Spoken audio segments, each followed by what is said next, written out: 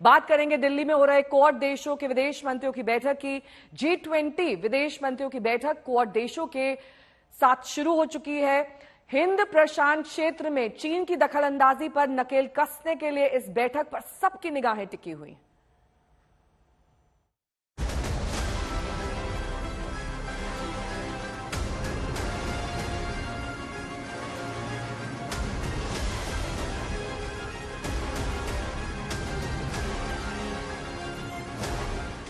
G20 देशों के विदेश मंत्रियों की महाबैठक के बाद अब बारी आ गई है एक और महाआयोजन की। भारत, अमेरिका, ऑस्ट्रेलिया और जापान की चौकड़ी वाले क्वाड संगठन के विदेश मंत्रियों की आज बड़ी बैठक राजधानी दिल्ली में हो रही है।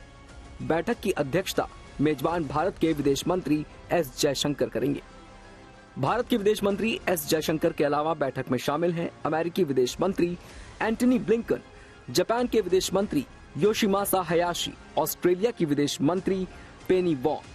क्वाड देशों के विदेश मंत्रियों की ये बैठक इसलिए भी अहम हो गई है क्योंकि ये मीटिंग भारत और चीन के विदेश मंत्रियों की द्विपक्षीय बातचीत के ठीक अगले ही दिन हो रही है। सूत्रों की माने तो क्वाड विदेश मंत्रियों की बैठक में हिंद प्रशांत क्षेत्र के हालात पर प्रमुख रूप से इसमें चर्चा हो सकती है। इस इलाके में चीन का रुख काफी समय से आक्रामक है और इस पर भारत ही नहीं सुपर अमेरिका की भौएं भी तनी हुई हैं।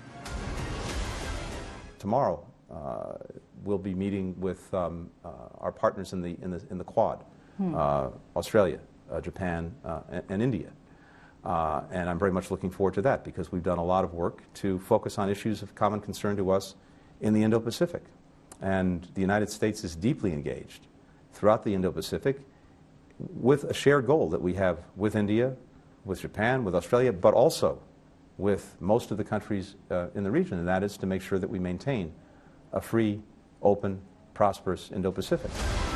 पिछले साल सितंबर माह में न्यूयॉर्क में क्वाड देशों के विदेश मंत्रियों की बैठक हुई थी। दिल्ली की बैठक में न्यूयॉर्क में बनी सहमति को आगे बढ़ाने की कोशिश होगी। इस बैठक के बाद चारों विदेश मंत्री क्वाड के मसलों पर रायसीना डायलॉग्स के मंच में भी एक साथ हिस्सा लेंगे।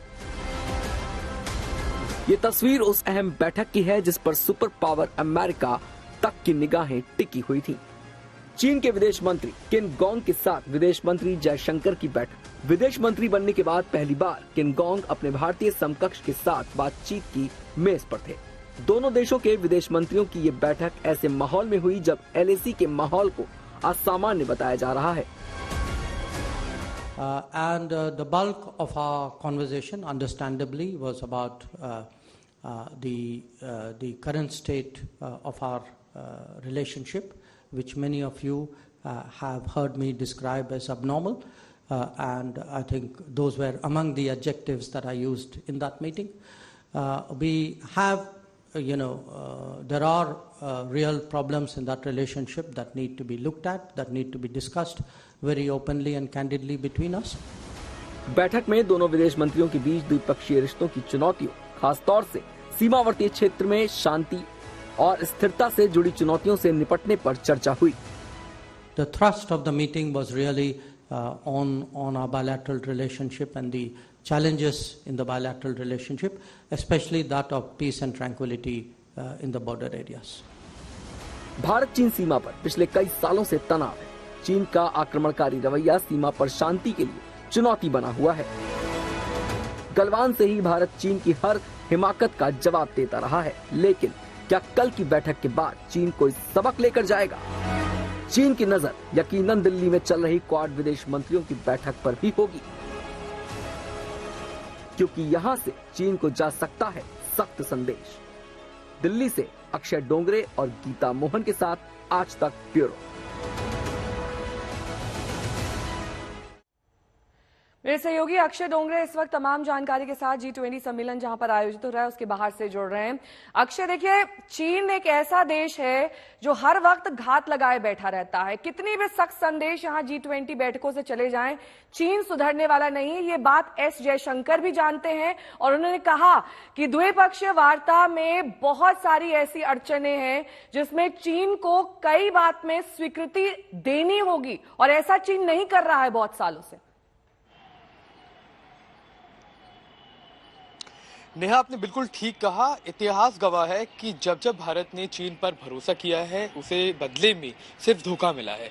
चाहे वो 62 की जंग हो या फिर उसके बाद होने वाले कई सारे ऐसे कॉन्फ्लिक्ट जिसमें भारत को हर बार धोखा ही मिला है चीन के साथ दोस्ती की हाथ बढ़ाने के बाद। लेकिन अगर बात की जाए आज के इस सम्मेलन की, आज के क्वाड फॉरेन मिनिस्टर्स मीटिंग की, तो ये एक ग्रुपिंग है जिससे खास तौर पे चीन डरता है।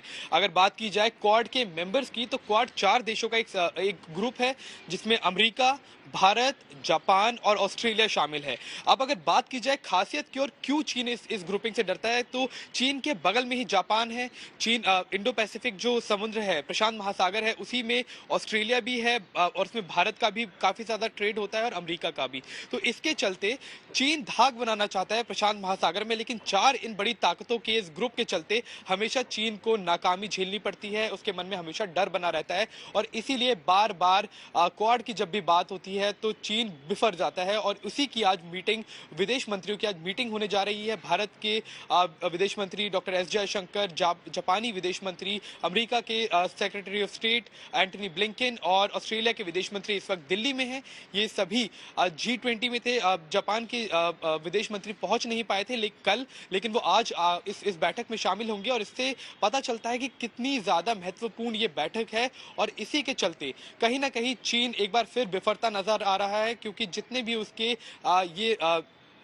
भी उसके मंसूबे हैं प्रशांत महासागर में, उनको कहीं ना कहीं कड़ी टक्कर क्वाड का सम्मेलन दे रहा है। और आज देखने वाली चीज यही रहेगी कि चीन को लेकर किस तरह की बातें की जाती है, क्योंकि G20 के जो कंसेंसस होता है, जो एक डॉक्यूमेंट निकाला जाता है जिसमें सभी G20 मेंबर्स की रजामंदी जरूरी होती है, वहां पर चीन ने फिर एक बार अड़ंगा लगाया है।